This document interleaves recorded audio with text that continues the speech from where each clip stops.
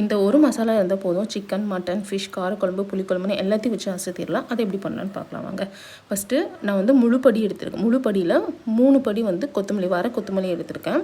ஓகேங்களா? அதை வந்து நல்லா சூடு பண்ணுற அளவுக்கு சூடு ஆகணும். அந்த இப்படி கை பிடிச்சி பார்த்தீங்க அப்படின்னா கொஞ்சம் கைக்கு வந்து சூடு பொறுக்கிற அளவுக்கு இருக்கணும். அந்த அளவுக்கு நீங்கள் ஹீட் பண்ணி தனியாக எடுத்து வச்சுக்கோங்க.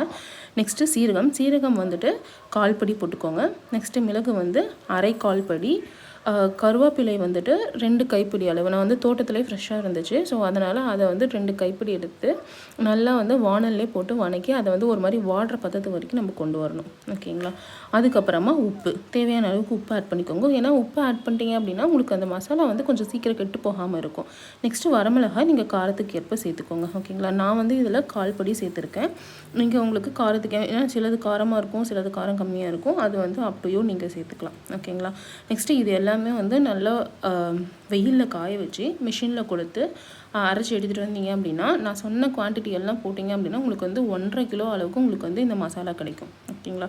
இது வந்து நீங்கள் மஸ்ட் ட்ரைங்க. கண்டிப்பாக ட்ரை பண்ணி பாருங்கள். ட்ரை பண்ணி பார்த்துட்டு எப்படி இருக்குன்னு சொல்லுங்கள். அண்ட் தென் இதில் வந்து நான் பட்டை, சோம்பு வந்து ஏன் ஆட் பண்ணல அப்படின்னா சில குழம்புக்கு நம்ம ஆட் பண்ணுவோம், சிலதுக்கு ஆட் பண்ண மாட்டோம். ஸோ அதனால் அப்போ வந்து நம்ம வந்து வறுத்து ஆட் பண்ணி